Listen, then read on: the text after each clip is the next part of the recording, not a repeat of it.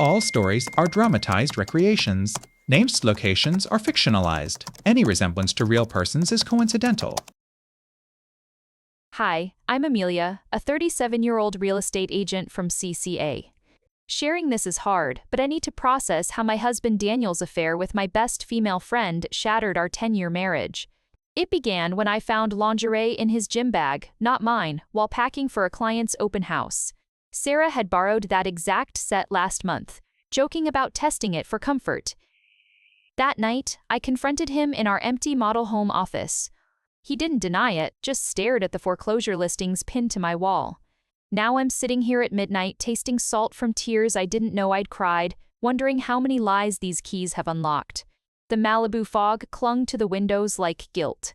I'd been sitting on the cold marble floor of the model home for hours, my blazer sleeve crusted with dried tears and mascara. Sarah's lingerie, my friend Sarah, lay beside Daniel's golf scorecard in the evidence pile I couldn't stop rearranging. 10 years of marriage, and he chose the woman who held my hair back when I puked tequila at my bachelorette party. The irony tasted like bile. I drove home at dawn, the GPS chirping about traffic delays. Our actual house felt like a museum exhibit, suburban betrayal, circa 2023. Daniel's running shoes sat neatly by the door, laces tucked in like a serial killer's gift. I kicked them aside, a tiny rebellion that left my toe throbbing. Upstairs, our bedroom smelled of his cedar cologne and her vanilla body spray. I tore the sheets off, stuffing them in the washing machine until the drums screamed in protest. The open house started in 3 hours. Focus, Amelia. I smeared concealer under my eyes, but the cracks still showed. My reflection whispered, "Who buys a home from a woman whose own life is foreclosure?" At the office, my assistant Jenna handed me coffee. "Rough night?" she asked, eyeing my wrinkled blouse. I almost laughed. Rough night? Daniel had texted Sarah during our anniversary dinner, "Wish she were here," beneath a photo of my lobster ravioli. By noon, I'd shown 3 couples, the craftsmen on Elm. Each time I praised the solid foundation, my throat tightened. During the 4th tour, my phone buzzed. "Daniel, we need to talk." I silenced it, smiling at the gray-haired retirees in the sunroom. "Notice the original molding," I said, tracing a finger over wood Sarah helped me sand last summer. The husband nodded, but his wife stared at my trembling hand. Back in the car, I found Sarah's apology email.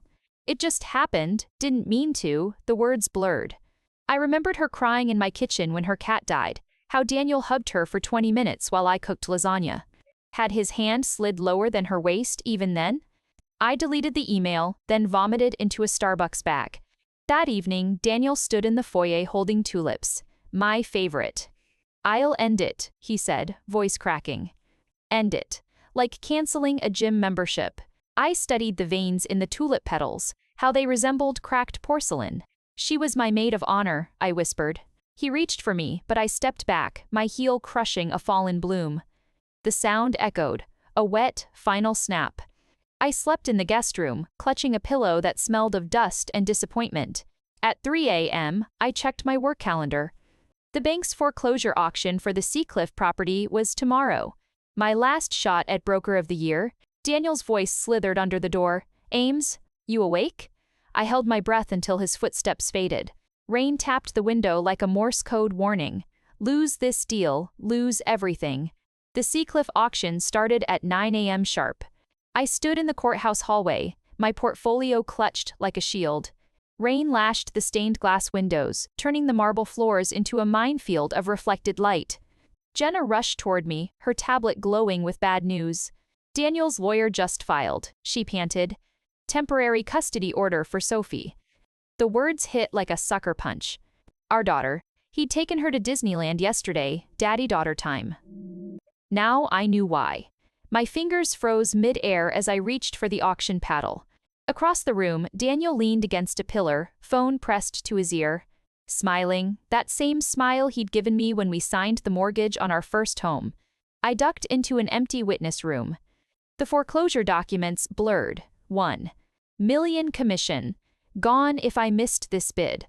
But Sophie's school backpack sat in my car, her half-eaten granola bar still in the cup holder. Priorities? Amelia. I texted my lawyer, emergency hearing. Now. My thumb hovered over Sarah's number. Old habits die screaming. The auctioneer's voice boomed through the door. Going once, I sprinted back, paddle raised. 1.1 million. The room spun. A developer in a cowboy hat smirked. Daniel's eyes locked onto mine, cold, calculating. He nodded at the auctioneer. 1.2. Gasps rippled through the crowd. He'd bid against me. With our joint account money. Jenna gripped my elbow. He's bluffing. He can't afford. Sold. The gavel cracked like a gunshot. Daniel winked. Outside, rainwater seeped through my Louboutins. I called Sophie's school. Is she there? The secretary paused. Mr. Evans picked her up early. Said it was a dental emergency? I found the evidence when I got home. Printed emails scattered on the kitchen island. All fake. Amelia missed parent-teacher conferences. Amelia left Sophie alone during open houses. My own signature forged at the bottom. The dates matched my biggest closings. My lawyer's call came as I stared at the papers. He's requesting supervised visits. Claims instability due to your workaholism. A bitter laugh escaped me. Daniel quit his job last year to find himself. I paid the mortgage. I bought Sarah's birthday gift, the silver necklace she'd worn in Daniel's gym selfie. At 8 p.m., I sat in my car outside Sarah's apartment. Golden light spilled from her balcony. Sophie's unicorn pajamas flashed past the window. My child. My phone lit up with Daniel's ultimatum, drop the Seacliff lawsuit, press sign custody agreement. Or, I show the judge the drunk photos. Photos from New Year's me clutching champagne after closing the Carlton deal. He'd photoshopped empty pill bottles onto the counter. Ooh. Rain drummed the roof. I scrolled to the hidden folder, security footage of Daniel entering Sarah's building at 2 a.m. Bank statements showing transfers to her account. Voice memos of him mocking Sophie's asthma. My turn, Daniel. I drove to the 24-hour print shop. The clerk yawned as I handed him the USP. Print everything, 3 copies. While the machine hummed, I bought a burner phone and texted my only ally, Jenna, meet me at the model home. War starts at dawn. The smell of toner clung to my clothes as I walked out. For the first time in months, my hands didn't shake. The model home smelled of new paint and desperation. Jenna arrived at 5 a.m., her Mini Cooper stuffed with binders. He's screwed, she declared, slamming forensic accountant reports on the granite countertop. Moonlight bled through the windows as we worked. Daniel's loans, to Sarah 42, disguised as business expenses. His secret second mortgage on our house. The forged signatures. My fingers traced the notary stamp on the fraudulent custody complaint. Sarah's cousin worked at that law firm. By 8 a.m., we'd built 3 timelines: financial ruin, his hidden debts, parental neglect, him missing Sophie's visit for asthma character assassination, his fake drunk photos versus his real Dewey arrest. Jenna handed me at Eusebius. The nuclear option, his offshore gambling accounts. I slipped it into my locket, Sophie's baby picture still inside. The brokerage office felt like a war room. My team avoided eye contact. Daniel's smear campaign had begun. Floral deliveries with sympathy cards, so sorry your wife is unstable, anonymous Yelp reviews calling me unethical. I stood at my desk, shredding roses. Petals snowed into the trash can like confetti at a funeral. My phone buzzed, Sophie's school. Daniel had withdrawn her. Emergency custody hearing, 48 hours. Panic clawed up my throat. I needed the Seacliff Commission to fund my legal battle. But the developer Daniel outbid? He'd just listed it for resale. My buyer wanted it. I drove to the developer's warehouse. Rusted cranes loomed against fog. Mark Kovac stood under a flickering bulb. Blueprints rolled under his arm. Ex-Marine turned real estate shark. We'd clashed at 3 auctions. Once, he'd outmaneuvered me for a waterfront teardown. Evans. He eyed my wrinkled suit. Heard your husband's torching your life. I placed the Seacliff appraisal on his workbench. Resell to my buyer now at 10% markup. Or wait 6 months for permits. He laughed, grease streaking his jaw. Why would I help you? Because Daniel bid against you with my money. I slid over his own lawsuit. Daniel had defaulted on payments for this warehouse. He's your tenant. Mark's smile died. He studied the documents, then my face. What do you need? Access to Seacliff today. My buyer's inspector. And I swallowed. Latest a character witness. Ex-military looks good in custody hearings. Silence. Rain pinged the corrugated roof. He tossed me keys. Be out by sunset. And Evans? His gaze lingered on my chipped nail polish, Sophie's favorite color. Don't lose. The Seacliff mansion was icy. Wind howled through unfinished walls. My buyer, Mrs. Chen, shivered in her fur coat as the inspector tapped pipes. The foundation's solid, he confirmed. I nodded, but my eyes scanned the beach below. Daniel's car idled near the access road, watching. My phone lit up. Daniel, tell Kovac to back off. Or, Sophie learns mommy's a liar who abandons her. Mrs. Chen touched my arm. You're pale. Long night, I whispered. Through the window, Daniel got out, leaning against his car. Smug. Then tires screeched. Mark's tow truck blocked Daniel's Lexus. I watched them argue, Daniel jabbing a finger, Mark crossing muscled arms. A flash of silver changed hands. Keys? Daniel sped off. Mark texted, he paid 6 months warehouse rent to vanish. Temporary fix. You're welcome. Back at the office, I found the gift. Daniel left, Sophie's stuffed bunny with a knife through its chest. A note, stop digging or she's next eye. Vomited in the planter. Called my lawyer. File the offshore gambling evidence. Now. Jenna rushed in. The custody evaluator's here early. I wiped my mouth, bunny hidden in my drawer. Its one glass eye stared as I greeted the evaluator. A woman with kind eyes and a sharp tablet. Ms. Evans, your husband claims you prioritize work over. Sophie, I finished. Opened my laptop, showed her the calendar, every school play, doctor visit, cupcake baking disaster color-coded for 3 years. Then Daniel's, blank, except for poker nights. The evaluator took notes. He mentioned your nervous breakdown last month. I played the voicemail, Daniel sobbing after losing $20K at blackjack. Ames, I'll jump off the pier if you don't bail me out. Silence. The bunny's knife felt cold against my thigh. One last thing. The evaluator leaned in. He says, you're violent. I lifted my blazer sleeve. The bruised 4 fingers where Daniel grabbed me at the courthouse had bloomed purple. She closed her tablet. I've seen enough. The custody evaluator's report granted me temporary guardianship, but Daniel's retaliation hit before the ink dried. Notice of ethics violation, screamed the certified letter from the California Association of Realtors. Sarah, licensed broker, accused me of stealing her client list. I traced the forged signatures to Daniel's printer model. Classic Darvo, my lawyer muttered as we stood in the association's hearing room. Deny, attack, reverse victim and offender. Outside, paparazzi clustered like vultures. Daniel had leaked anonymous tips to a real estate blog, top agent-funded lifestyle with embezzled HOA fees. The disciplinary panel eyed me over half-moon glasses. Explain these transfers, Mrs. Evans. They slid bank records showing $15 deposits before major closings. Daniel's secret account draining mine. Those are reversed charges, I said, projecting calm as my knees trembled. My forensic accountant will testify, conveniently unavailable today. Sarah's lawyer smirked. Daniel sat in the back row, nodding encouragingly at her. She wore the necklace I bought her. I unzipped my portfolio. Exhibit A, GPS logs proving Mr. Evans accessed my home office during each embezzlement. Security footage followed. Daniel planting falsified HOA ledgers in my files at 3 a.m. The panel leaned forward. A recess saved them.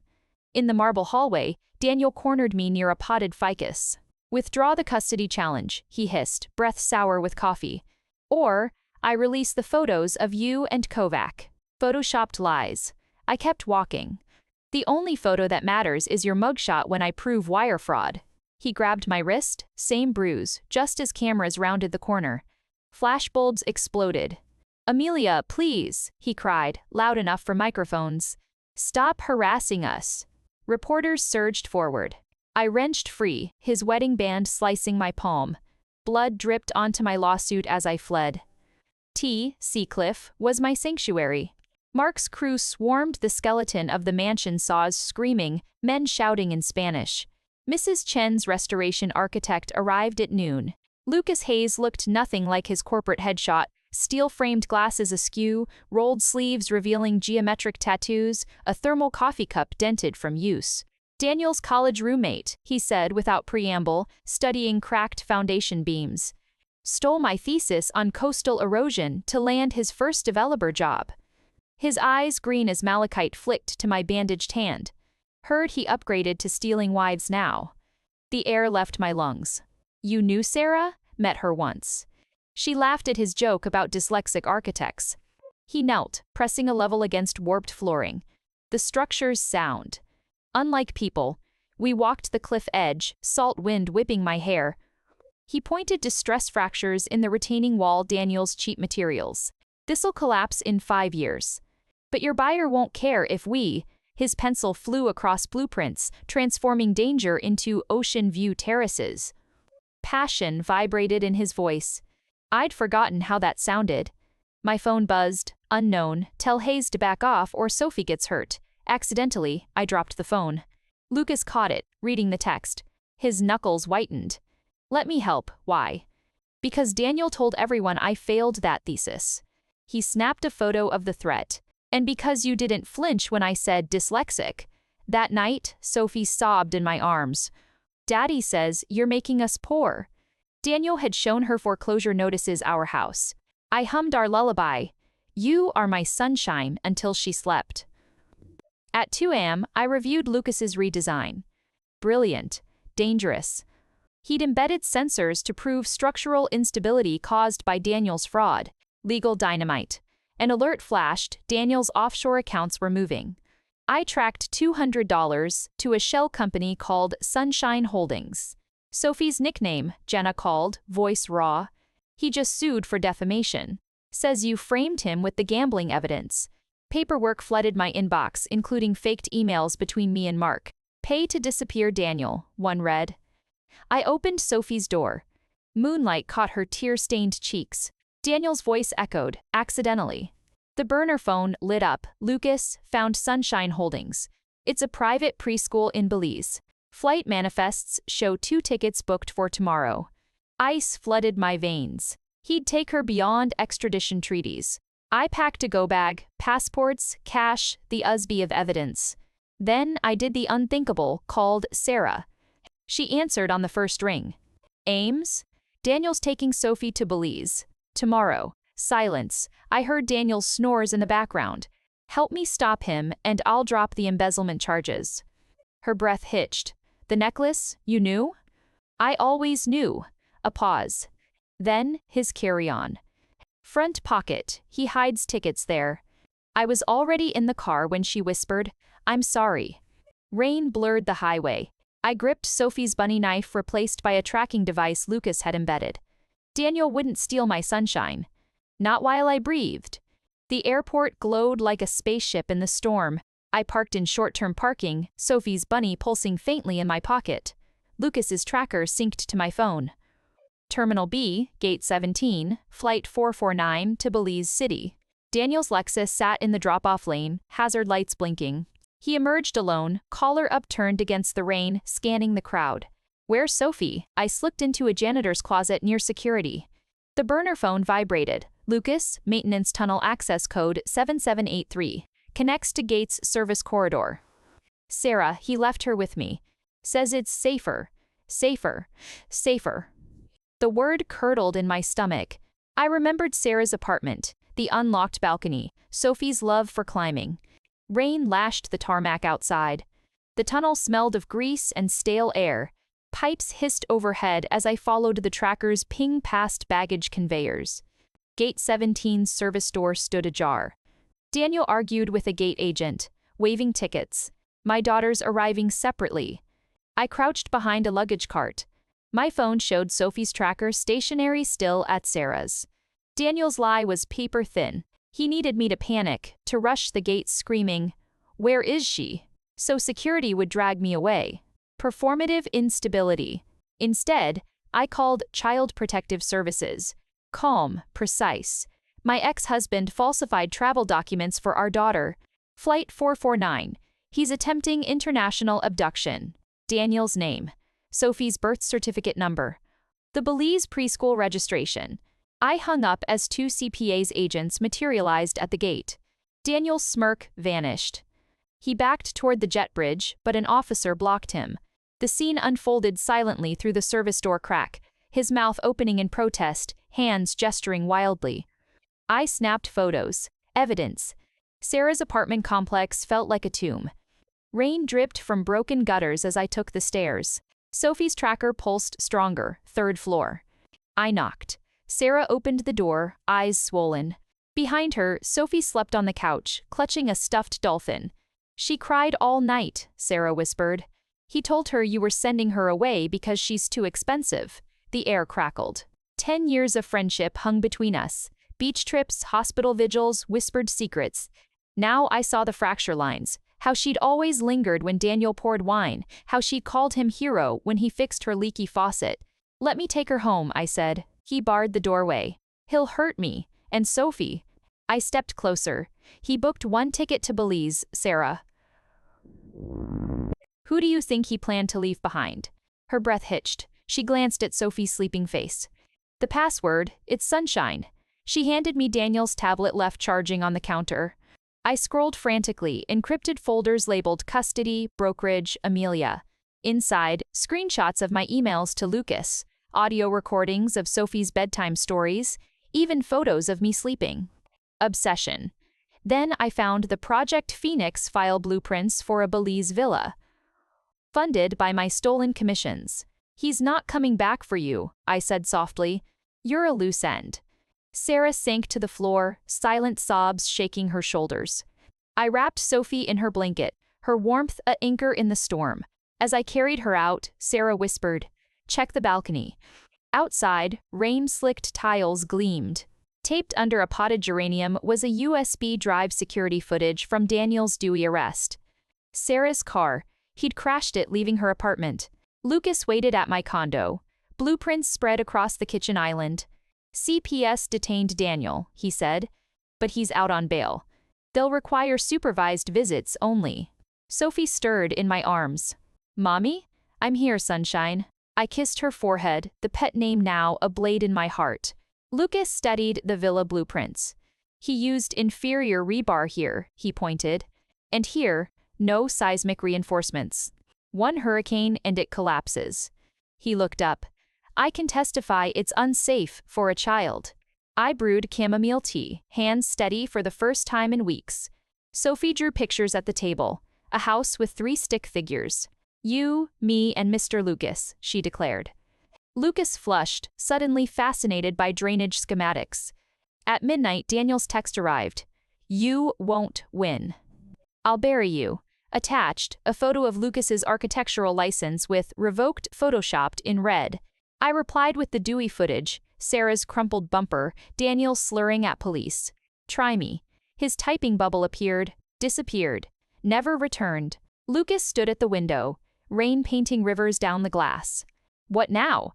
Now, I said, opening Sophie's custody file, we build a case even a corrupt judge can't ignore. I slid the villa blueprints toward him, starting with this death trap. He traced the flawed foundation lines. It'll take all night. Sophie patted over, clutching her dolphin. Can I help? Lucas handed her a pink highlighter. Circle every wobbly wall, boss. As they bent over the plans, I took a photo, not for evidence, but for me. This fragile, fighting piece. The California Association of Realtors suspension letter arrived at dawn, pending investigation into ethical violations. Daniel's masterpiece, 7 clients, claiming I'd falsified inspection reports. All traced to his poker buddies. My broker, Diane, called as I stared at the embossed letterhead. Take a leave, Amelia. The media's camped in our lobby. I crumpled the letter. Sophie's crayon drawing our stick figure family on the villa's collapsing roof fluttered to the floor.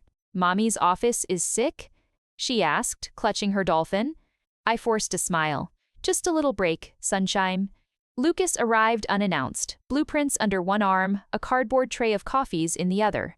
He filed permits for the Belize villa, he said, spreading documents on the kitchen counter. Used forged engineering stamps. His finger tapped a signature. My name lifted from a Seacliff contract. The trap snapped shut. My real estate license suspended my signature on fraudulent permits. Daniel's narrative cemented unstable wife commits fraud to fund vendetta. Sophie tugged Lucas's sleeve. Daddy says, Mommy lies. Lucas knelt, eye level. My old professor lied about dinosaurs having feathers. Was he right? Sophie giggled. Like, no, they had scales. Exactly, he winked. Grown-ups mess up too. I excused myself. In the bathroom, I gripped the sink until my knuckles bleached white. Breathe. When I returned, Lucas was teaching Sophie to fold paper airplanes from Daniel's fake permits. Aim at the trash can, he instructed. She missed. The plane skidded under the sofa. Evidence disposal, huh? I whispered. Therapeutic destruction, he corrected, sliding a USB drive across the counter. Security footage from Diane's building. Shows Daniel planting those client complaints in your file cabinet last Tuesday.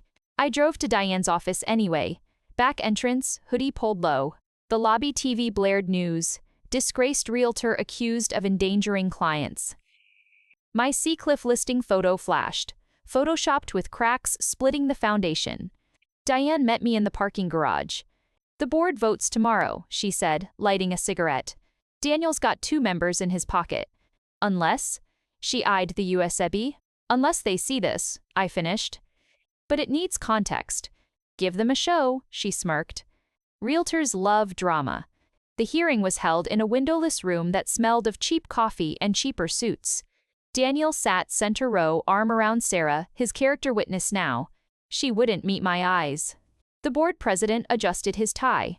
Ms. Evans, how do you explain these inspection reports? He slid doctored pages where I'd allegedly hidden mold issues. I stood, back straight. I don't, because I never wrote them. I clicked a button. The projector lit up, security footage of Daniel sneaking into my office at 4:03 a.m. Gasps rippled as he pried open my filing cabinet, planting folders. Deep fake, Daniel shouted. Time-stamped, I countered. Cross-reference with his gym membership scan.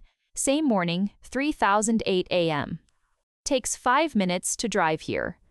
I advanced to Exhibit B, Daniel's Belize Villa permits. My forged signature. I superimposed it over a genuine contract pen pressure analysis proved mismatch. And these engineering stamps. I zoomed in. Issued to a firm that dissolved in 2018. A board member leaned forward. Who authored these permits then? I paused. Lucas Hayes. Daniel laughed. Your accomplice? Your college roommate, I corrected. Who you stole coastal erosion research from? Who actually designed this death trap? I nodded to Lucas in the back. He stood. Confirming, Lucas said calmly. Mr. Evans paid me $10 cash to draft these. No questions asked. He dropped a bank slip on the table. I reported it to the Architectural Licensing Board yesterday. Chaos erupted. Daniel lunged. Liar. But security restrained him. Sarah fled, heels clacking like gunfire in the hall. The board president banged his gavel. Suspension lifted, and Mr. Evans, he glared at Daniel, expect criminal charges. Victory tasted like dust. Outside, reporters mobbed me. How does it feel to clear your name? Will you sue your husband? I didn't answer. Sophie waited at home with Jenna. Lucas materialized beside me, shielding me from cameras. He'll escalate, he warned. I know, I said, spotting Daniel across the street. He mouthed, she's mine. At the condo, Sophie showed me her new drawing, Mommy holding a broom, sweeping away black scribbles. You're cleaning up the monsters, she declared. I knelt, hugging her tight. We both are, sunshine. Jenna handed me an envelope, no return address. Inside, a photo of Sophie's daycare playground. Circled in red, the rusty swing set. Scrawled beneath, accidents happen. Lucas grabbed his keys. I'll install security cameras. Tonight. Not yet, I said, staring at the threat. First, we give him exactly what he wants. I texted Daniel, let's talk. Alone. Pier 7, 9 p.m., he replied instantly, smart girl.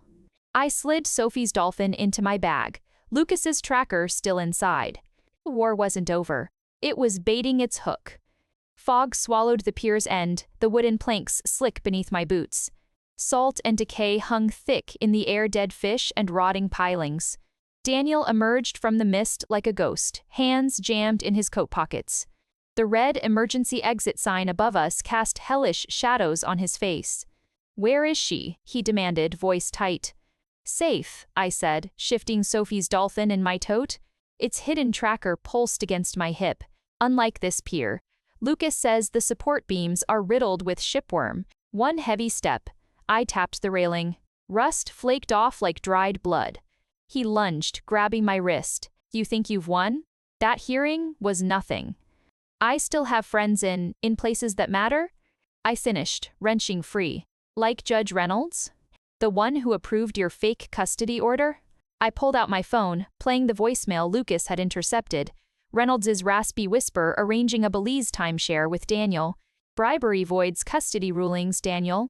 Sophie stays with me." His fist slammed the railing. Wood groaned. "She's my daughter." "Is she?"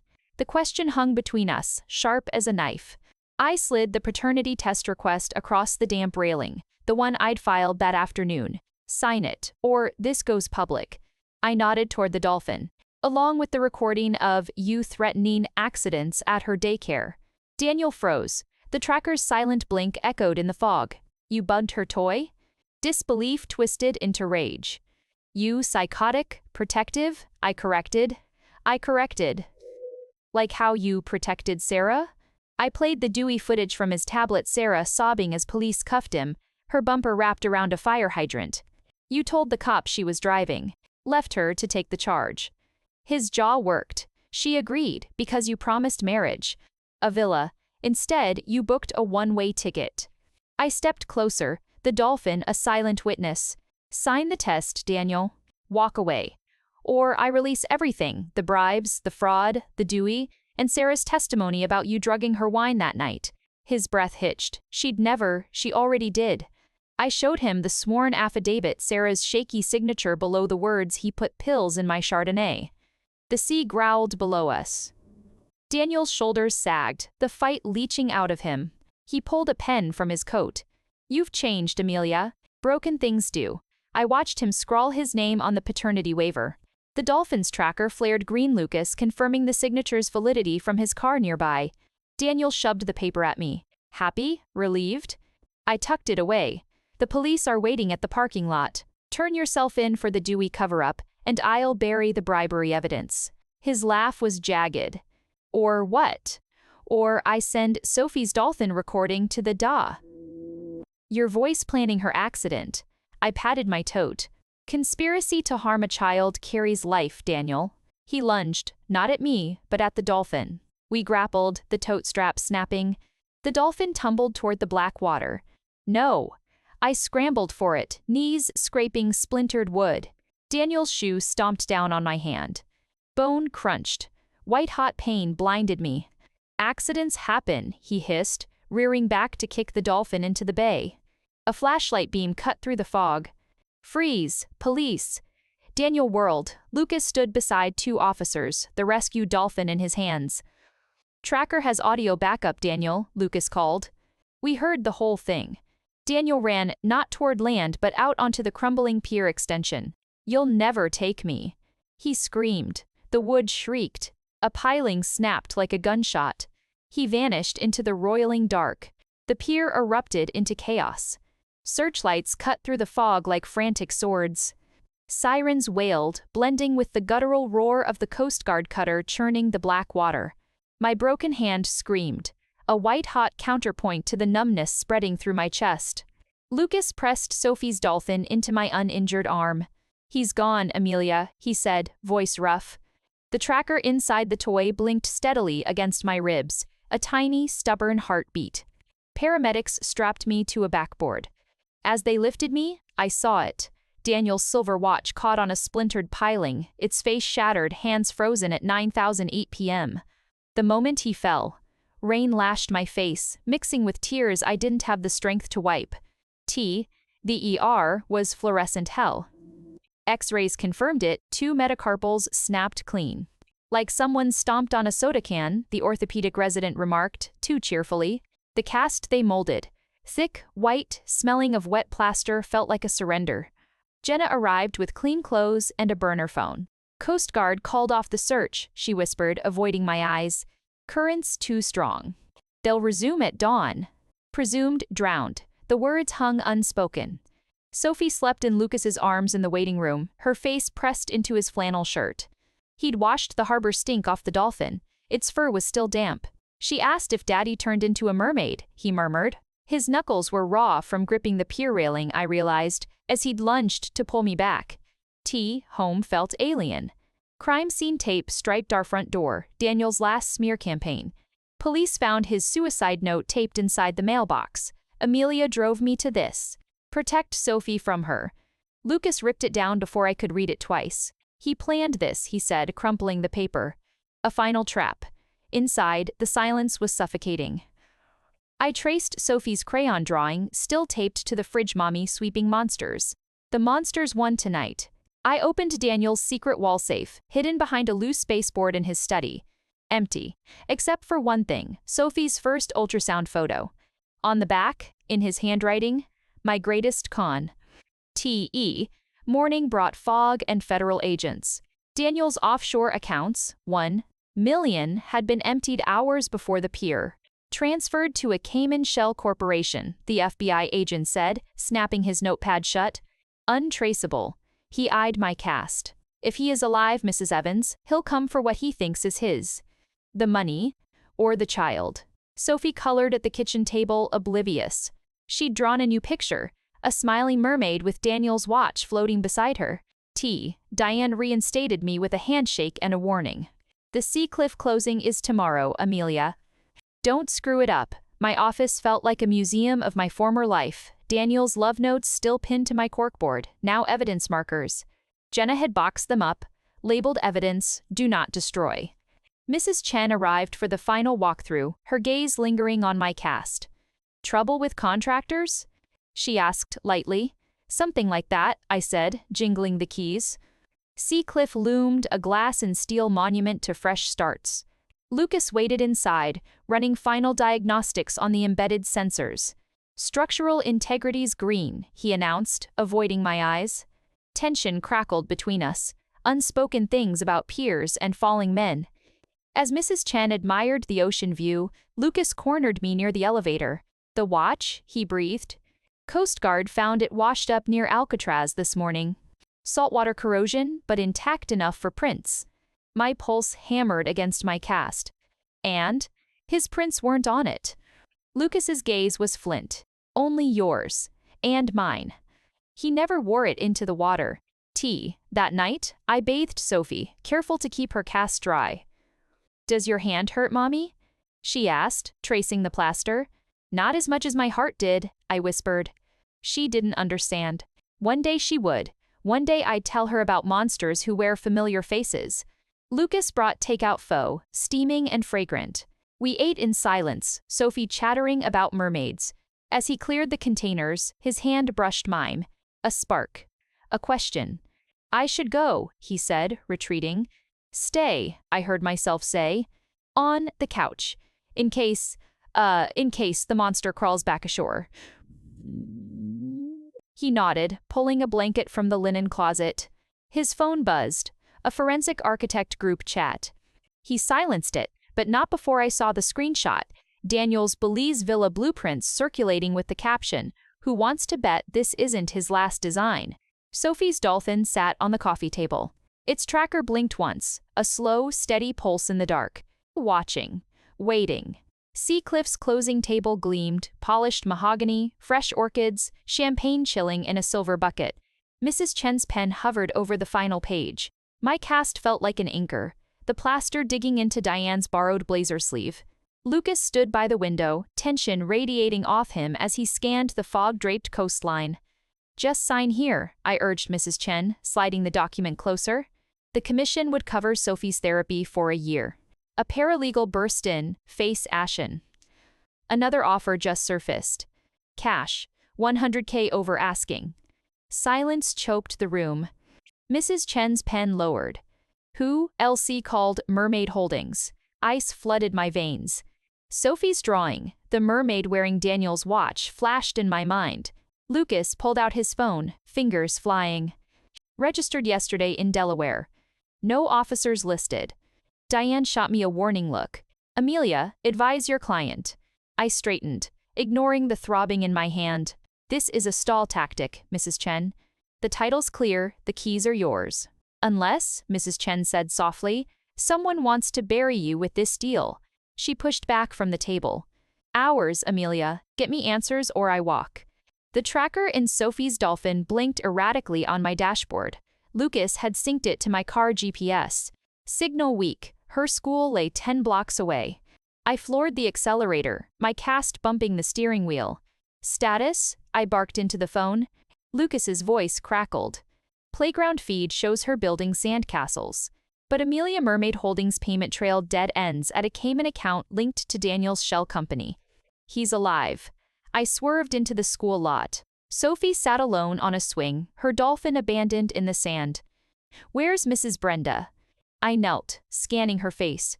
She got a tummy ache, Sophie mumbled. A man gave her medicine. My blood turned to slush. What man? The one who smells like Daddy's old gym bag. I called the school office. Where's Teacher Brenda? Went home sick, the secretary chirped. Substitute covered recess. Mr. Fress is Mr. Ages. Evans, your husband's cousin, right? Daniel had no cousins. Lucas met us at the condo. Forensic equipment spread across the coffee table. Sophie's Dolphin lay dissected, its tracker pried open. Signal jammed, Lucas confirmed, holding up a rice-sized device. Military grade. Planted when the substitute distracted her. Sophie clutched my leg. Is the bad man coming back? Never, I promised, stroking her hair. Lucas's gaze held mine, a lie we both recognized. He resoldered the tracker. Jammed signals leave fingerprints. This one's linked to a burner phone. His screen lit up with a map. Active, half an hour ago. At the storage facility where Daniel kept his disappearance boat. He's mocking us, I whispered. He's panicking, Lucas corrected. Mermaid Holdings bid? A mistake. He used an old password, Sunshine1. He pulled up bank logs. The Cayman transfer failed. He needs this commission to access the funds. Sophie tugged his sleeve. Fix Dolphy? Lucas reassembled the toy, his hands steady. Good as new, boss. Extra armor this time. He slid a microcamera into its iLive feed to my phone. Diane summoned me after hours. Her office reeked of bourbon. Mermaid Holdings withdrew their bid, she said, not meeting my eyes. Mrs. Chen signs tomorrow at 9. Why the change? Anonymous tip about their funding source. She swirled her drink. Ice clinked like bones. You should thank your architect friend. He's resourceful. Suspicion coiled in my gut. How did you know Lucas was involved? Diane froze. Lucky guess. I placed Daniel's broken watch between us. Coast Guard found this. Only my prints were on it. Yours too, Diane? Her glass slipped. Whiskey bled across the Mermaid Holdings file. He threatened my grandson, Amelia. Said he'd make him disappear like he did. So you sabotaged my deal? I delayed it, to give you time to prove he's alive. She shoved a key at me. Unit 214 at Sunset Storage. Daniel's go bag is there. Proof he faked his death. I pocketed the key.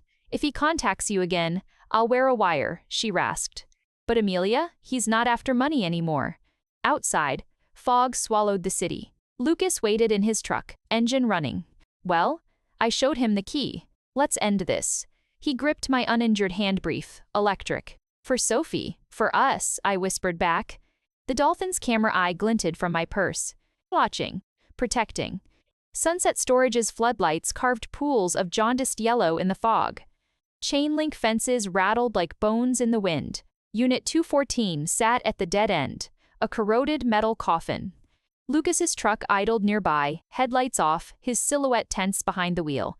Signal jammer active. His voice crackled in my earpiece.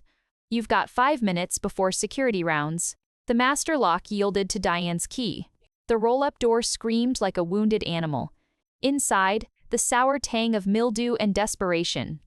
Daniel's go bag was a military-grade rucksack atop a stack of counterfeit cash bricks. I unzipped it, passports, his, Sophie's, mine, with my photo crudely glued, gold Krugerrands, and a Glock. Standard monster kit. Then I saw the map, pinned to the wall under a single bare bulb, our neighborhood playground. Sophie's school, our condo. Each marked with red pushpins. Strings connected them to a central photo. Sophie's first ballet recital, her tiny tutu, a cloud of pink tulle. Circled in black marker, extraction point, Pier 14. Amelia? Lucas's voice sharpened. Talk to me. He's taking her Friday, I whispered, snapping photos. During the school field trip to the aquarium, Pier 14's next door. My finger traced his notes, distraction, fire alarm, exit, maintenance tunnel, F, fishing boat, mermaid song. A floorboard creaked behind me. I spun, flashlight beam slicing dust motes. Empty, but the door, I'd left it half open. Now shut? Lucas, did you? Static hissed in my ear. The Glock felt alien in my uncasted hand. I flicked the safety off. How did Daniel teach me? Squeeze, don't pull. Footsteps echoed outside. Slow, deliberate, 2 pairs, I killed the light. Crouched behind cash bricks. The door rattled, not a key. Bolt cutters. Units paid through tomorrow, a man grunted. Security? Or Daniel's hired ghosts? Boss says clean it tonight, another replied. Metal screeched. The door inched upward, black boots visible. My phone vibrated. A text from Lucas, jammer override failed. Run. Now, I lunged for the back wall. Daniel's map tore as I yanked it down. Behind it, a hole gouged in the drywall, big enough for a child. I wriggled through, plaster scraping my ribs, darkness, the stench of rotten insulation. I crawled blindly, map clutched like a shield. Voices boomed in the unit. Bags here. Gun's gone. She's in the walls. A flashlight beam stabbed through the hole. I froze. The beam swept left, missing me by inches. Graffiti glowed in its periphery, a +D forever scratched over a crude heart. Our honeymoon cabin's wall. He'd salvaged it. Smoke her out. The hiss of aerosol. Tear gas? I scrambled faster, nails ripping on splintered wood. The tunnel angled downward. Dumpster access. Light bled ahead, a rusted grate. I kicked. Once, twice, it gave. I tumbled into an alley reeking of fish guts. Lucas's truck screeched around the corner. I dove into the cab as bullets punched the dumpster. Pier 14 Friday, I gasped, shoving the map at him. Aquarium field trip. He's using the tunnel system. Lucas floored it. His laptop glowed on the dash security feed from Sophie's Dolphin. She slept peacefully, Dolphy's camera eye watching her door. Override worked? I panted. 11. No, he said grimly. Someone disabled the jammer remotely. They knew we'd come. He replayed the storage facility's exterior feed. 2 figures in black loading, Daniel's rucksack into a van. No faces. But as they drove off, the passenger rolled down his window.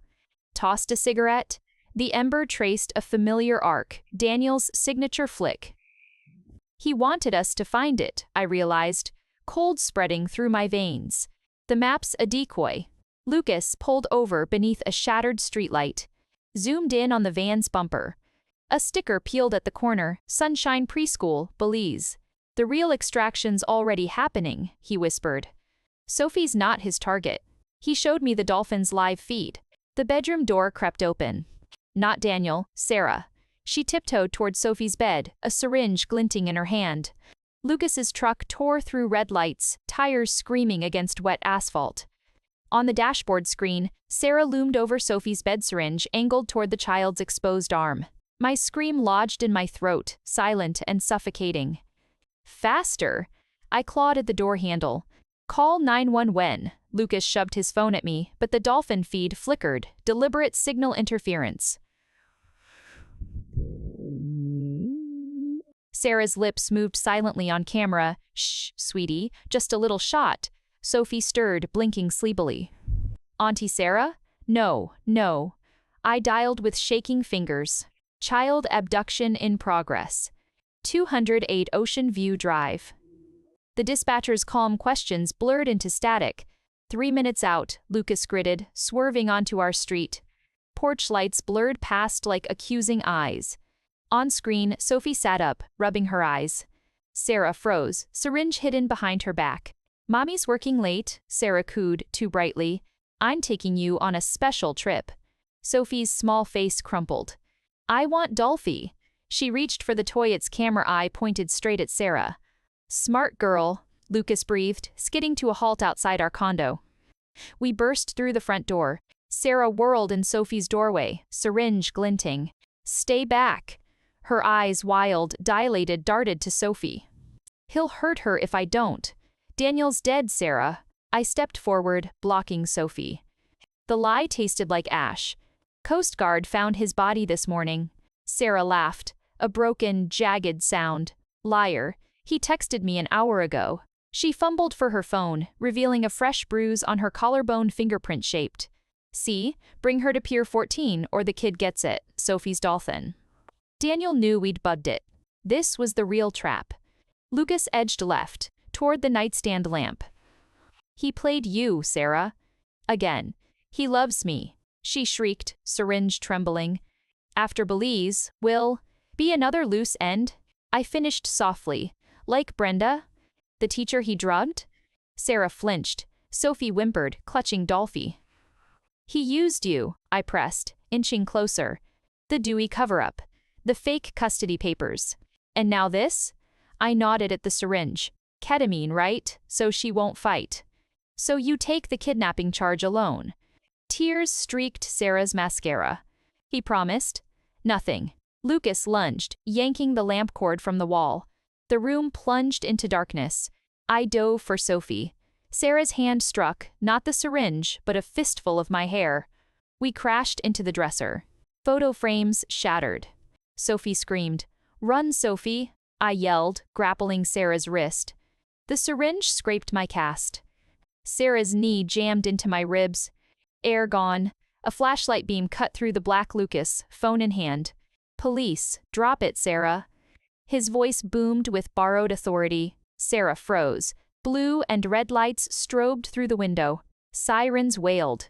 "Too late," she whispered. Then movement. Not toward Sophie, but at me.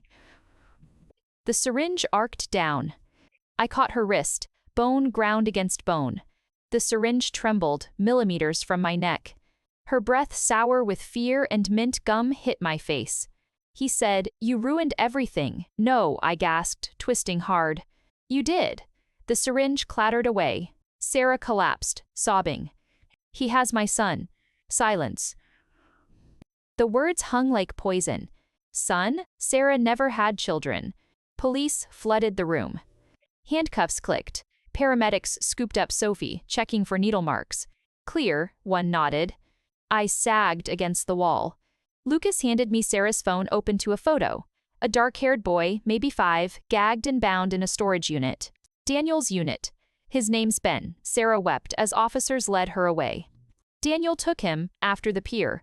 Said he'd drown him if I didn't bring Sophie. Lucas pulled up the storage facility feed on his laptop, rewound to our escape. 2 figures loading Daniel's bag.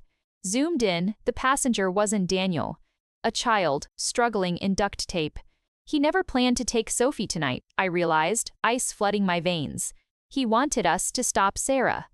To keep us busy while he... Lucas's phone buzzed. A blocked number, strayed, the boy for the dolphin. Pier 14, alone. 30 min or he sinks. Attached, a live feed. Ben, sobbing in a boat cabin, water sloshing around his ankles. Sophie clung to my leg, Dolphy's camera eye glowing. Daniel wasn't stealing my child. He was forcing me to sacrifice another's. Pier 14's fog-swallowed sound, leaving only the guttural groan of rotting pilings and a sickening slap-slap of water against the hull of the mermaid's song. Lucas gripped my arm, his voice raw against the damp air. "It's a trap. He'll take the dolphin and sink the boat." On his phone screen, the live feed showed Ben's terrified eyes reflecting the single bulb swinging in the cabin. Water now lapped at his waist. "Then we sink him first," I said, shoving Sophie's dolphin into his hands. Its camera eye glowed faintly. "Plant this, near the bait shack. Record everything." I pulled the Glock from my waistband, Daniel's gun, heavy with betrayal. If the feed cuts, call the Coast Guard. Don't wait. Lucas's jaw tightened. Amelia, Sophie needs her mother alive. I cut him off, already walking toward the skeletal outline of the fishing trawler. Ben needs anyone. The boat reeked of diesel and brine. Daniel emerged from the wheelhouse shadows, backlit by a greasy lantern. He looked thinner, harder, a feral glint in eyes that once crinkled with false warmth. Ben huddled at his feet, duct tape across his mouth, tiny chest heaving with silent sobs. "Where's Dolphy?" Daniel's voice was a rasp, unfamiliar. I held up my empty hands. "Safe. Where's Sarah's son?" He kicked a rusted winch. "Dolphin first, or the kid learns to breathe water." He nodded toward a frayed rope coiled near Ben, one end tied to an anchor, the other knotted around the boy's thin ankle. "Proof of life first," I countered, channeling my coldest negotiation voice. "Untie him. Show me he walks." Daniel chuckled, a dry, rattling sound. "Still the realtor, huh?" He sliced the ankle rope with a fish gutter's knife. Ben scrambled back, hitting the gunwale with a whimper. "Walk, brat." Ben took 2 shaky steps. His bare feet slipped on fish scales. Daniel yanked him up by the hair. Satisfied? My burner phone vibrated once. Lucas's signal, dolphin in position. Recording. "The dolphin's hidden," I said, meeting Daniel's gaze. "Tell me where Ben is, I tell you where Dolphy is." Simultaneous exchange. "Nice try." He pressed the knife against Ben's throat. A bead of blood welled, stark against the child's pale skin. Location. "Now, think, Amelia." The bait shack stood 50 yards down the pier, its roof partially collapsed. "Under the third piling left of the bait shack," I lied. "Buried in a blue cooler." Daniel's eyes narrowed. He knew this spot. Our old makeout haunt. Suspicion warred with greed. He wanted that dolphin, the proof of his control. "You check," he barked at a hulking shape in the wheelhouse. A man emerged. Diane's missing security guard. As the guard lumbered down the gangplank, Daniel's attention split. 1 second. I lunged, not for Daniel, but for Ben. My broken hand screamed as I grabbed the boy, shoving him toward the pier edge. "Jump." Ben froze. Daniel roared, knife swinging toward me. I ducked, the blade snagging my hood. The Glock, I fumbled too slow. Daniel tackled me. We crashed against the winch, pain exploding in my ribs. Salt water soaked my back. "Should have signed the papers, Ames," he hissed, pinning my gun hand. His knee ground into my broken fingers. White stars burst behind my eyes. "Now you both drown." Ben sobbed, crouching like a cornered animal. A high-pitched whine cut the fog. Then, crack. The bait shack's remaining roof beam exploded in a shower of splinters. Daniel flinched, loosening his grip. "Lucas, using the dolphin's tracker signal for targeting. I need Daniel's groin." He howled, rolling off.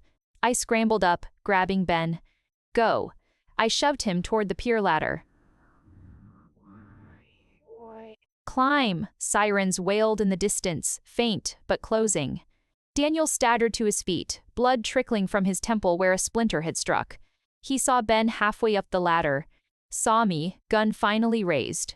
Saw the mermaid's song's running lights snap on as the security guard panicked, throttling the engine. "You lose," Daniel spat. He leaped onto the deck as the boat lurched away from the pier. "The anchor," I screamed, firing wildly. Bullets sparked off metal. Too late. The boat churned into the fog, Daniel's silhouette vanishing. Ben collapsed on the pier beside me, shaking violently. Lucas sprinted from the shadows, rifle slung over his shoulder. Coast Guards en route. "They'll intercept." A deep, grinding crunch echoed from the fog. Then silence. Lucas's radio crackled. "Vessel strike, Pier 15, support pillar, taking on water fast." We watched the mermaid's song's lights dip, then vanish beneath the ink-black water. No life jackets surfaced. No screams. Just the hungry lap of the tide reclaiming its secrets. Lucas pulled Ben into his coat. The boy clung to him, sucking in ragged breaths. I picked up Sophie's dolphin where Lucas had dropped it. Its camera eye was dark, cracked from the fall. "It's over," Lucas breathed. I looked at the spot where the boat sank, where Daniel disappeared. Again, the tracker was dead. The evidence was sinking. And a little boy was sobbing for a mother who betrayed him. Over? The fog laughed back. Sunrise painted the Pacific in sickly pinks and oranges, the water deceptively calm where the mermaid's song had vanished. Ben huddled between Lucas and me in the Coast Guard cutter's cabin, wrapped in a shock blanket, staring at his untied ankles. His silence was louder than the chopper blades overhead. They'd found debris, a life ring, a sodden cushion, but no bodies. Presumed drowned. Again. The words felt hollow, a scratched record playing the same grim tune. The social worker's office smelled of lemon disinfectant and despair. Ben clutched a crayon, drawing stick figures sinking beneath jagged waves. Sarah sat across from us, handcuffed, eyes hollowed out by withdrawal and grief. He said he'd send Ben to a nice school in Belize, she whispered, voice raw. Said you were keeping Sophie from me, that we could be a family again. Her gaze flicked to Ben, flinching when he didn't look up. Is he really gone? The boat went down fast, Lucas said flatly. In those currents, he didn't finish. Didn't need to. Daniel's genius was his ability to vanish. His cruelty, the doubt he left festering. Ben's custody hearing was a cold procedural affair. Sarah, facing kidnapping and drug charges, relinquished rights through choked sobs. The judge declared Ben a ward of the state. As officers led Sarah away, she rasped at me, "Watch the water, Amelia." He always surfaces. Ben's small hand found mine, ice cold and trembling. Temporary foster placement pending assessment. Assessment. The words were barbed wire around my heart. Home was no longer a sanctuary. Sophie traced the cracks in my cast-like fault lines. Is the bad man in the ocean now? She asked at bedtime, Dolphy's cracked eye reflecting nightlight glow. Or is he hiding? I tucked her in, humming, "You are my sunshine, the lullaby now, a shield against the dark." Downstairs, Lucas disassembled Daniel's hidden wall safe, finding nothing but dust and Sophie's ultrasound photo. My greatest con. He planned for this, Lucas said, wiping grease from his hands. The boat sinking, the doubt, it's psychological warfare. He wants you looking over your shoulder forever. He held up a tiny, corroded device, a GPS tracker pried from the safe's back panel, active until 3 days ago. He knew every move you made in this house. I opened the sliding door. Salt air stung my face. Somewhere out there, the ocean kept its secrets. Or spat them back. We need normalcy, Lucas. For them, Ben slept on our couch, clutching a stuffed dolphin Lucas bought him. Dolphin EI, Sophie named it, lacking imagination but overflowing with empathy.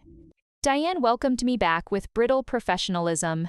The Seacliff Commission cleared, she announced, sliding a check across my desk. It was obscenely large. Blood money. Mrs. Chen wants you to handle her Piedmont listing. My first step back into the world of luxury open houses and champagne closings. The office buzzed with covert glances. The widow who maybe killed her husband? Twice? The Piedmont mansion was a Gilded Age fever dream. As I polished cut crystal doorknobs, a silver-haired woman lingered by the grand piano. "You're the agent who survived the pier?" she asked, eyes sharp as flint. "My nephew vanished off his yacht last year. Presumed drowned." She handed me a card embossed with a wave crest. "Call me if you ever remember details." Her implication hung heavy. I know he's not dead. Lucas found me in the empty ballroom, staring at the card. Coincidence? There are no coincidences with him, I said, crumbling the card. Just traps, baited with grief. That night, bathing Sophie and Ben, I saw it. Ben's ankle, usually pale, bore faint, fading bruises in the shape of rope burns. Just like Daniel's detailed knotwork, Sophie splashed, oblivious. "Can Ben live with us forever, Mommy?" Ben ducked his head, scrubbing fiercely at his ankle under the bubbles. Hiding it. Later, Lucas reviewed the dolphin's recovered footage, the moments before the boat sank. Enhanced audio revealed not just Daniel's roar, but a metallic clang and a guttural curse. "Anchors free." "Move." Lucas froze the frame. The anchor rope was cut. From inside the cabin. He zoomed in on the cabin porthole. Not Ben's terrified face reflected there. A hand, holding bolt cutters. Too large to be the boy's. My burner phone buzzed. An unknown number. Tajing and Chi O. DTH adjust fast. Ben likes his new room. Pity about the view. Attached, a photo. Ben's Dolphin E toy discarded on a sterile tile floor. In the reflection of its glass eye, barred windows, and beyond them, not the ocean, mountains. Daniel wasn't in the water. He was in landlocked Nevada, and Ben's foster home was just outside Reno. The photo of Dolphin EI on sterile tile burned into my retinas. Mountains in the toy's reflection, high desert, not ocean. Daniel's text was a scalpel to the throat, kids adjust fast.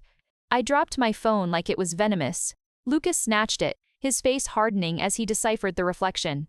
Window bars, industrial tile. That's the Calico Hills foster facility outside Reno. Max security for troubled kids. Sophie slept upstairs, clutching her original Dolphy.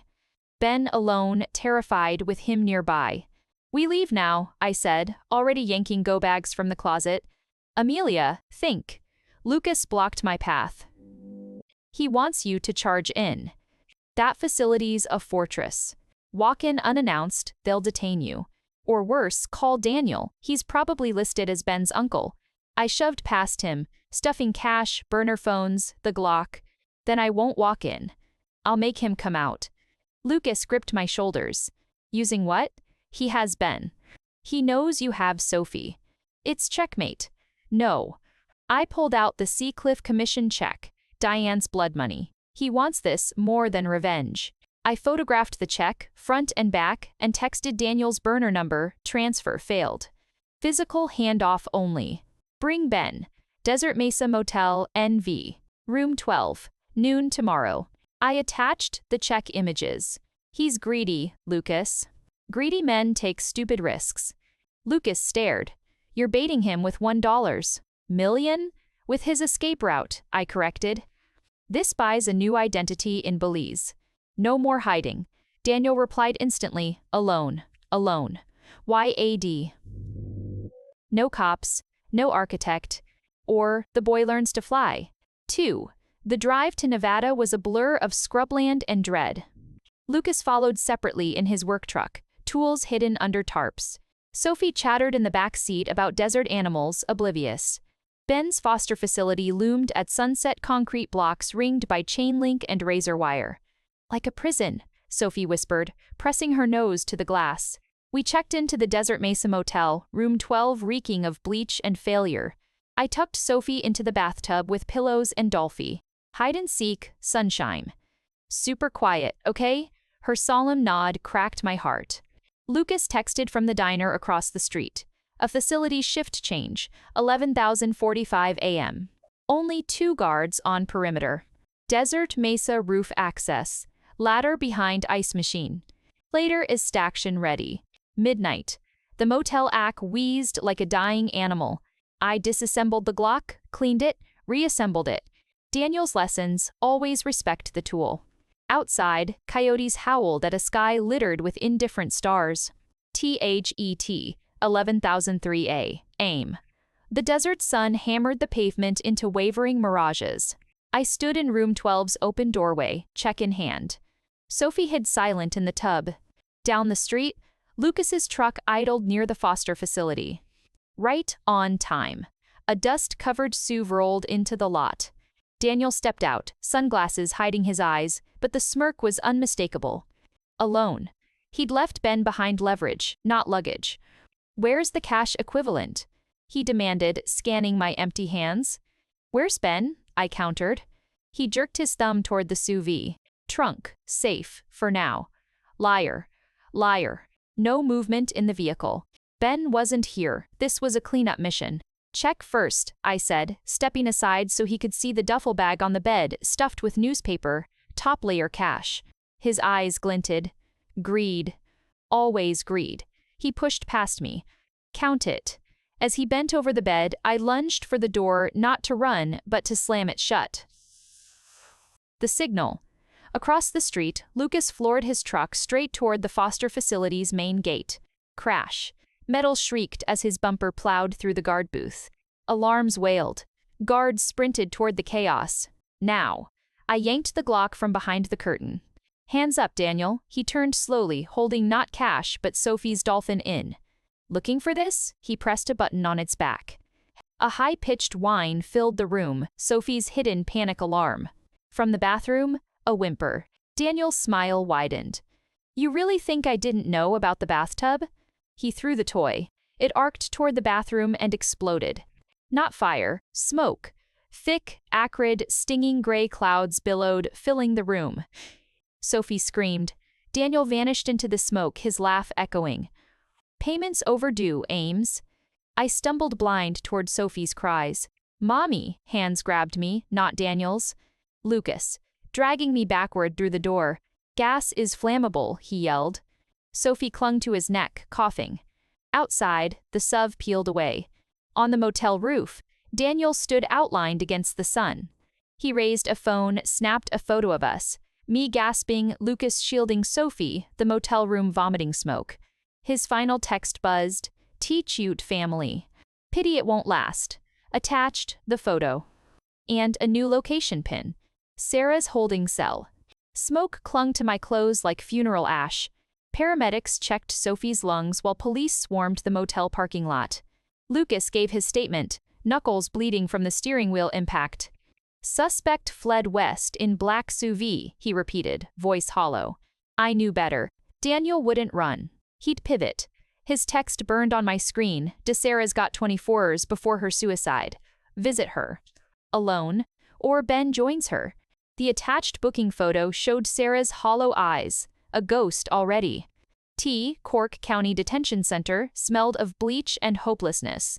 Sarah flinched when I entered the visitation booth, her orange jumpsuit swallowing her frame. He has been, I said flatly through the plexiglass. Wants me to deliver a message. Her laugh was a dry rattle. His messages come with body bags. She leaned closer, voice dropping. Lee visited last night. Guards look the other way for cash. Her finger traced an invisible shape on the counter. A wave. Said he's buying an island. Needs the Seacliff money to close. The check, my bait had hooked him. Which, where, didn't say. But, her gaze darted to the surveillance camera. She scribbled on a notepad, boat named Second Chance, docked Ni Marina Del Rey, slip G7 passcode for cabin safe, Sophie's Day all caps. She slid the note through the slot. His escape hatch. Find it, Amelia. Before he... Guards cut her off. Time's up, Sarah mouthed. Save Ben, as they dragged her away. Lucas waited in the rental car, engine running. Well, I showed him the note. He's using Ben as collateral to secure his exit. The boat's his life raft. Or another trap, Lucas said, pulling onto the highway. He knows you'll go there. Exactly. I dialed Diane's private line. Call off the Seacliff wire transfer. Tell Daniel the bank flagged it, needs in-person verification at the dock. He'll kill you, Diane hissed. He'll try, I corrected. Just stall him until noon tomorrow. Marina Del Rey glittered. A cruel parody of paradise. $1 million yachts bobbed beside the Second Chance. A weathered 40-foot cabin cruiser. Perfect for disappearing. Lucas disabled the dock cameras while I approached, passcode ready. The cabin reeked of stale beer and diesel. In the tiny berth, Ben's Dolphin E abandoned on a bunk. Taped to its chest, smart girl. But you're late. The safe behind a false panel beeped green under Sophie's bed day. Inside, not money, Sophie's pink hair ribbon. Crusted, with something dark. Blood? My phone vibrated Daniel's burner. Check the bilge. Lucas pried open the floor compartment. Seawater sloshed below, thick with oil. And there, tangled in rotten rope, Sarah's silver necklace, the one I gave her. Daniel's message was clear. Failure sinks what you love. Midnight. Sophie slept fitfully in a safe house motel. Ben's Dolphin clutched to her chest. Lucas studied the boat's schematics on his laptop. He modified it, he muttered. Added ballast tanks, flood them remotely, it sinks in minutes. He'll do it with Ben aboard, I realized. To punish Sarah, to punish me. Lucas zoomed in on a schematic detail. These tanks? They drain manually too. Emergency lever in the engine room. He marked a spot. If someone's fast, distract him. I'll pull the lever. Amelia. Lucas grabbed my wrist. That boat's a coffin. Let the FBI, they'll stall. Ben doesn't have time. I pulled free. You said it yourself, he panics under pressure. So we pressure him until he breaks. I texted Daniel, H-Bank needs proof of assets. Show me Ben alive and unharmed at Slip G7 tomorrow. 10 a.m., then you get your money. His reply was instant, come alone, or watch him drown live. Attached, a real-time feed. Ben, gagged, chained to a pipe in the Second Chance's cabin. Water lapped his ankles. A digital countdown glowed on the wall, 23,048, Lucas cursed. He's rigged the boat to flood at noon. Then we unrig it, I said, staring at the lever's location on the schematic, while you keep him busy topside.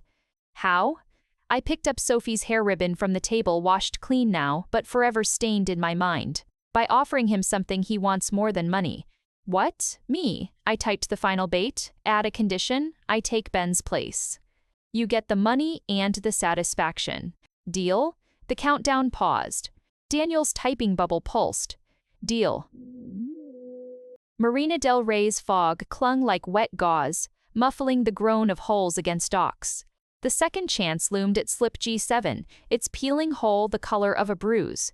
Daniel stood on deck, one hand gripping Ben's collar, the other tapping the countdown screen, 0,045,022. The boy's wrists were raw from zip ties, eyes wide with silent terror. I stepped onto the swaying deck, hands raised. Daniel's Glock pressed into Ben's temple. Where's the cash? Verification first, I said, voice steady as the pistol's barrel. Show me the transfer portal on the bridge. Then I give you the codes.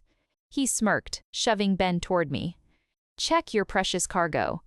I knelt, fingers brushing Ben's icy cheek. Did he hurt you? Ben shook his head, trembling. A tiny tracker Lucas's work was sewn into his collar. Daniel hadn't found it. Now the codes, Daniel demanded, nudging me with his boot. I stood slowly, nodding toward the cabin. Laptops inside. I'll input them there. Nice try. He grabbed my arm, yanking me toward the engine hatch. Here. Now.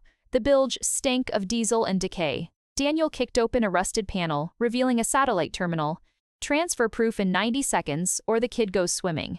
He aimed at Ben, still on deck. Codes are long, I stalled, typing slowly, SUN, crack. The shot wasn't from Daniel's gun.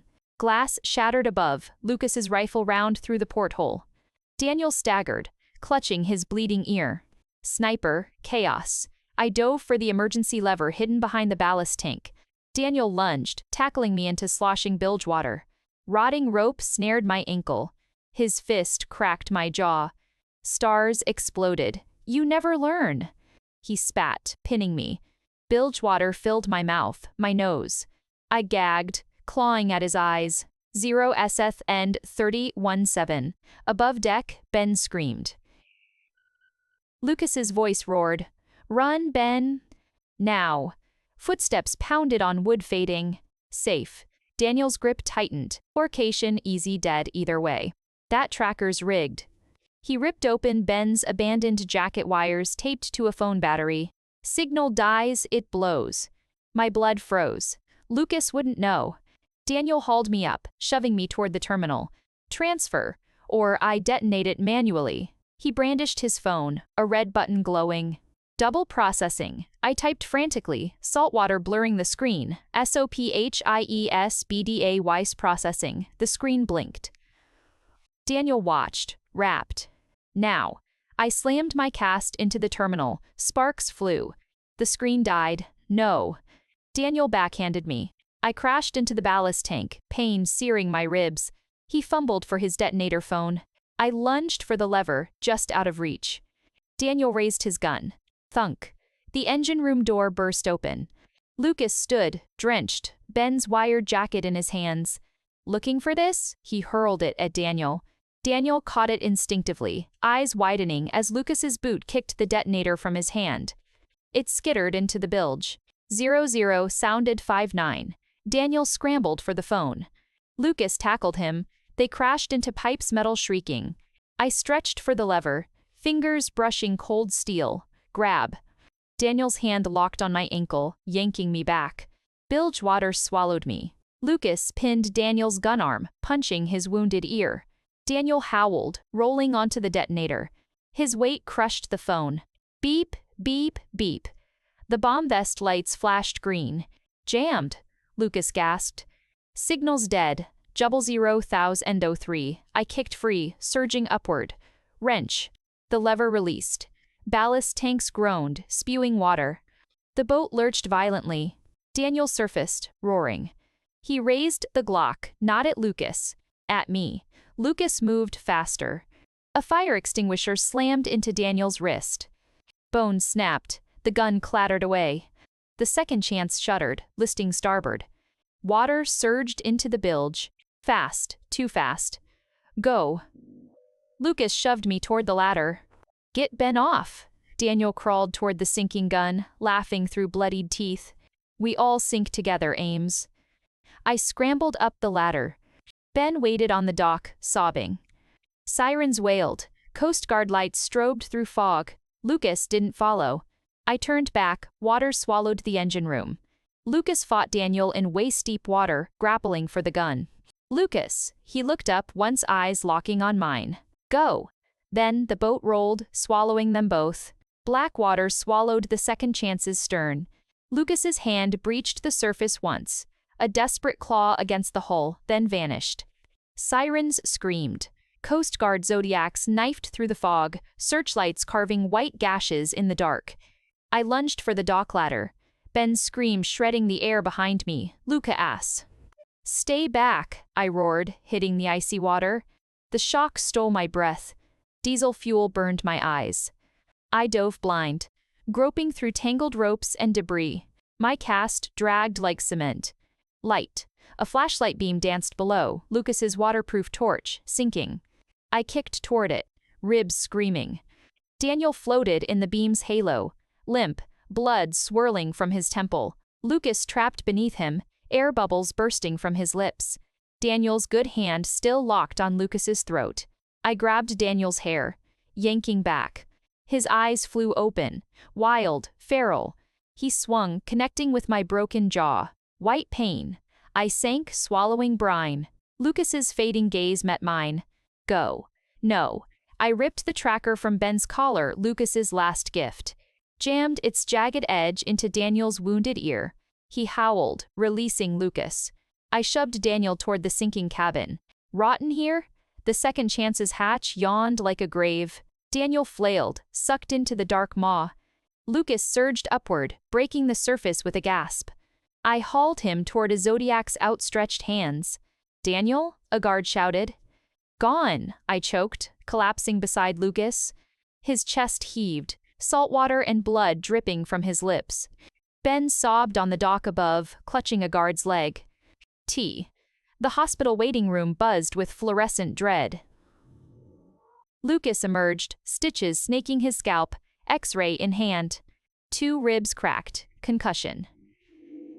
Alive. He sagged beside me. Daniel? Coast Guard's dragging the bay, I whispered.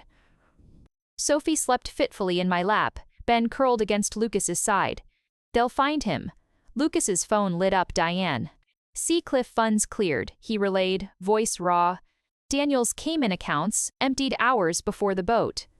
By who? A nurse approached, hesitant. Psych evol for Ben. He won't speak, just draws. She handed me a crayon sketch, Daniel sinking, mouth open in a scream. Lucas floating above him, bathed in light. And me, a stick figure with black scribbles where my face should be. T.A. Nightmares stalked the safe house. Sophie woke shrieking about Daddy's wet hands. Ben traced rope burns on his wrists, silent. Lucas paced, obsessing over the Cayman transfer logs. 1 million, vanished like smoke. He had help, Amelia. I scoured Daniel's seized tablet decrypted by the FBI. Hidden folders, offshore shell companies, property deeds in Belize, and Sophie's therapy bills. Paid monthly from an account labeled Sunshine Trust. My account. He siphoned your earnings for years, Lucas realized, horrified. Funding his escape with your sweat. Diane summoned me to a luxury penthouse listing. Fresh start, she declared, gesturing to floor-to-ceiling views of the healed bay. And a bonus. She slid an envelope across the marble counter cash. For discretion, Daniel's legacy is messy. I opened it. $50,000. Ooh, non-sequential bills. The serial number started with SD San Diego, where Daniel's warehouse burned last month.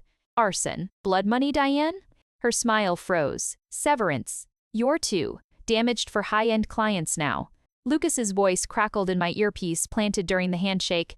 Check the bedroom closet. Now. I excused myself. Diane's walk-in closet smelled of cedar and deceit. Behind a false panel, stacks of cash banded with SD tags. And a burner phone. It buzzed. Unknown number, tell Amelia, the pier was practice. The real fireworks come at her daughter's recital. Diane's phone. I whirled. She stood in the doorway, a pearl-handled derringer aimed at my chest. He pays better than the commission, dear. The derringer's pearl grip gleamed like a tombstone under closet leads. Diane's hand trembled, minute vibrations telegraphing fear. He promised you Belize. I kept my voice flat, eyes locked on hers. Daniel's rotting at the bottom of Marina del Rey, Diane. Her finger tightened on the trigger. Liar, he texted me an hour ago, from a burner I planted in your Porsche yesterday. I nodded at the hidden phone. Lucas cloned his number. We needed to flush his financier. Shock flickered across her face. I lunged, not for the gun, but for the false panel. My cast smashed the drywall, showering cash. FBI's tracing every SD-banded bill. How long till they find your prints on the arson payout? They'll find yours, she hissed. I transferred the Seacliff funds to your offshore account. A cold smile touched my lips. The one Daniel emptied? Check your ledger. Her eyes darted to the phone. 1 second of doubt. I struck. My good hand chopped her wrist. The derringer clattered onto cash piles. We crashed into fur coats, mink choking my mouth. Diane clawed my broken jaw, nails drawing blood. He owned you, she spat, kneeing my ribs. His masterpiece, the perfect mark. And you? I gasped, pinning her. His accountant? His mother. The word hung like poison gas. Diane Evans. Not marital name, maiden name. Daniel's silent partner. His creator. Footsteps pounded outside Lucas, limping but armed with a fire poker. Amelia, stay back. Diane screamed. Her free hand groped through scattered cash, finding the derringer. Bang, the shot deafened in the confined space. Lucas crumpled, clutching his thigh. Diane scrambled up, gun swinging toward me. Horror in everything. I threw cash, a blizzard of blood money. You groomed him, made him a monster. I made him a king. She fired blind. The bullet sparked off a safe door. His father was weak, a dentist with dreams. I taught Daniel to take. Lucas dragged himself upright, poker raised. Diane pivoted too slow. The iron rod cracked her shoulder. She screamed, derringer skittering away. I pounced, zip-tying her wrists with a money strap. Where's Ben's tracker? Diane laughed, blood trickling from her lip. Irrelevant. The boy's already en route to his recital. Lucas's phone buzzed. Sophie's school, field trip to Symphony Hall departing now. No, today was aquarium. I grabbed Diane's phone. Last text. Package secured. All package secured. Stage door loading dock. 2 p.m. Symphony Hall's loading dock swarmed with buses. I spotted teacher Brenda herding kids. Real Brenda this time, pale but unharmed. Where's Ben? I yelled over the chaos. With the chaperones, she pointed to a group entering stage door 3. Lucas limped ahead, scanning faces. Not there. A white van peeled from the curb. No plates. Through its open door, Ben, struggling in duct tape. Police, stop! Lucas roared, drawing his service pistol, FBI courtesy badge flashing. The van accelerated. I sprinted after it, heels snapping on pavement. Think. The tracker in Ben's collar dead since the boat. But Sophie's Dolphy, I pulled up its app. Signal pulsed weakly, moving east. Lucas, they're jamming Ben, but Sophie's tracker is live. Dolphy's in that van. He radioed dispatch. App on white Econoline jamming signals. Wells on Grand. T. The van weaved through traffic. Lucas commandeered a taxi, shoving cash at the driver. Follow that van. My phone rang Diane's burner. Daniel's voice, digitally scrambled but unmistakable.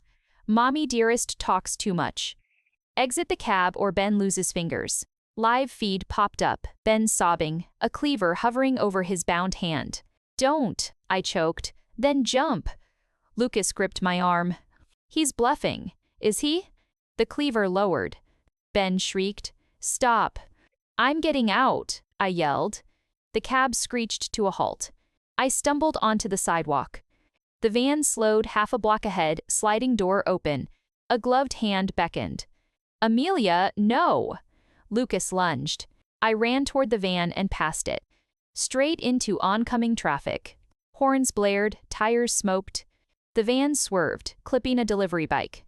Distraction done. Lucas's taxi T-boned the van at 30th. Metal shrieked. The sliding door ripped off, revealing Ben duct-taped to a chair. Alone. No Daniel, no Cleaver. A recording of screams played from a Bluetooth speaker. Lucas hauled Ben free as police swarmed. I sagged against a lamppost, trembling. Diane's burner rang again. Bravo. But check your architect's car. Across the street, Lucas's work truck exploded. Lucas's truck burned like a funeral pyre. Flames licking at FBI evidence boxes inside. Ben sobbed into my neck, smelling of gasoline and fear. He wasn't there. Lucas coughed, clutching his bleeding thigh. Another puppet show. Diane's jail call came at 3 a.m. Daniel learned misdirection from Vegas magicians. Always watch the other hand. The other hand, I replayed the van chase. White Econoline, stage door 3, Symphony Hall. The recital, I breathed, scrambling for Sophie's schedule. Not the kids, the venue. Lucas pulled blueprints. Symphony Hall renovation. Daniel's shell company bid on electrical work. He zoomed in on stage 3 substation. Enough juice to black out downtown. Or fry every device in range during a sold-out show, I finished. Including bank servers 3 blocks away. Next morning, Symphony Hall buzzed with pre-concert chaos. Lucas, bandaged and borrowed FBI badge, demanded substation access. The foreman blocked us. Authorized personnel only. Per Mr. Evans' orders. Daniel Evans, Lucas pressed. Project manager, left strict lockdown protocols. I showed Sophie's class photo. My daughter's on stage in 2 hours. If that grid fails, the foreman paled. Basement access, stairwell. Code 678. Chapin 9. The substation hummed like a caged beast. Banks of transformers pulsed behind chain link. Lucas scanned for anomalies. Clean. Too clean. My phone buzzed, Sophie's tracker moving erratically backstage. He has her. We raced upstairs. Dressing rooms lay ransacked, costumes shredded. No Sophie. Distraction, Lucas realized.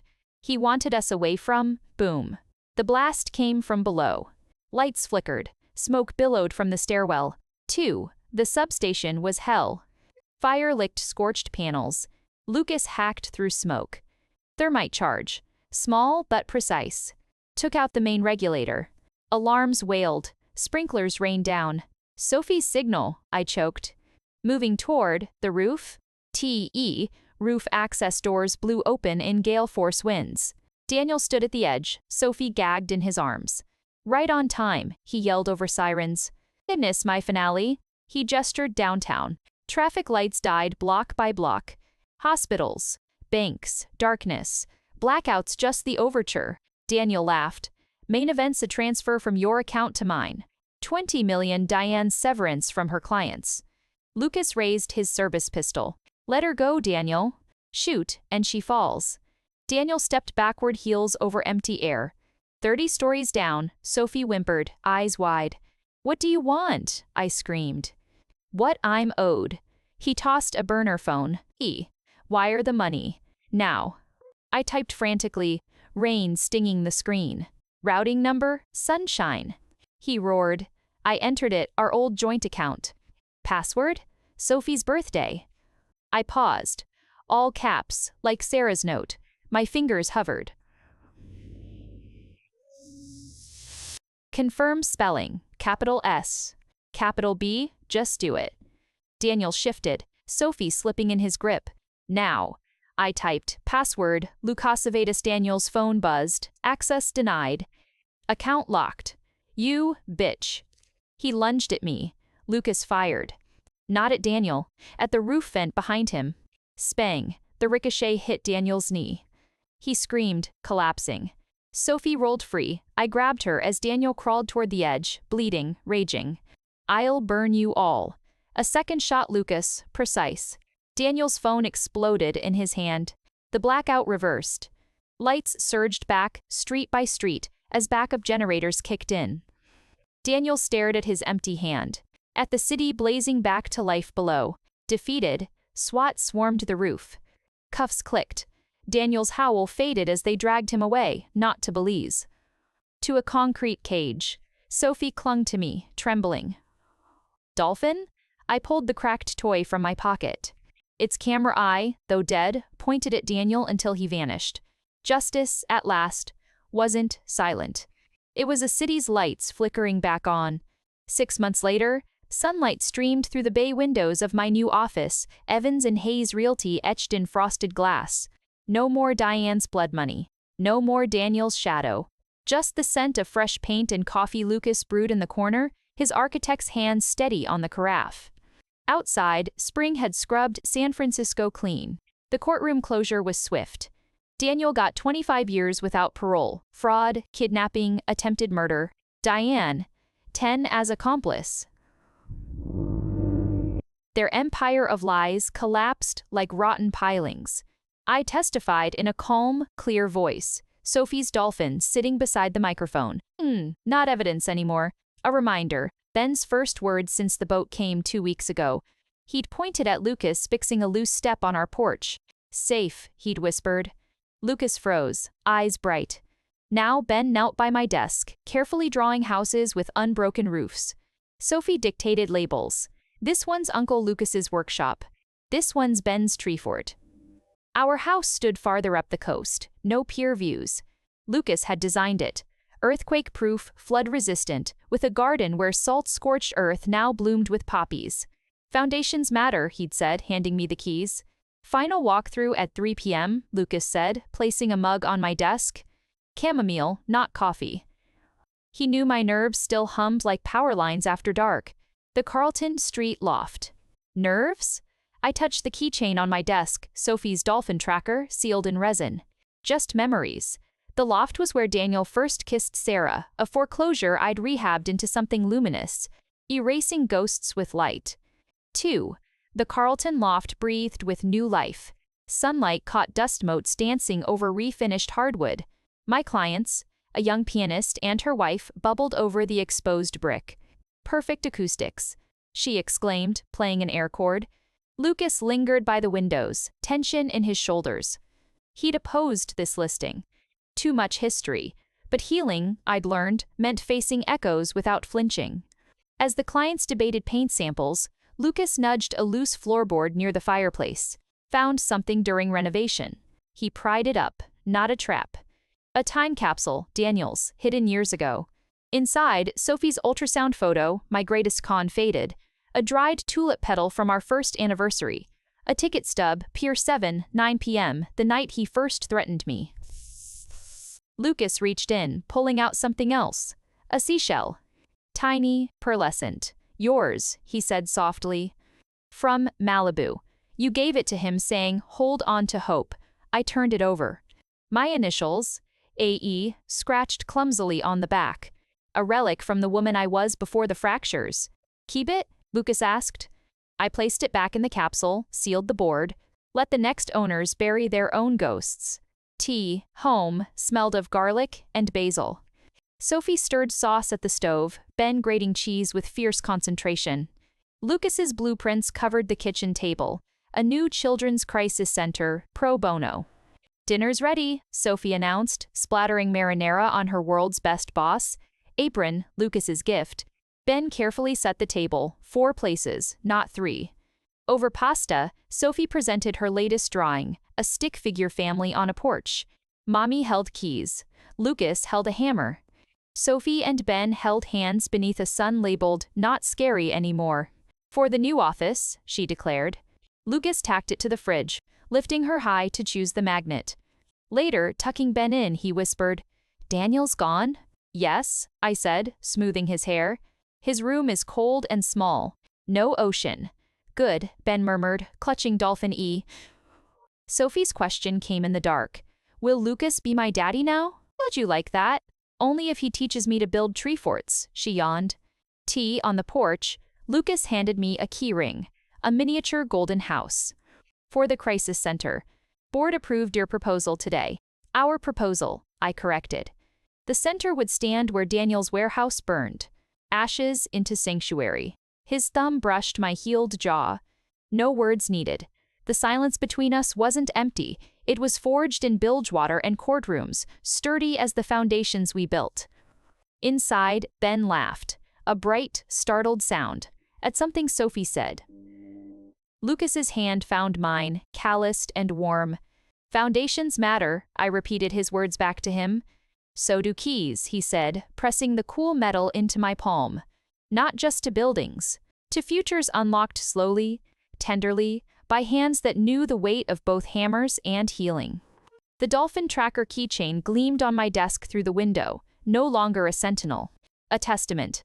Monsters sank, light returned, and somewhere over the Pacific, the real sun warmed waters where no ghosts lingered.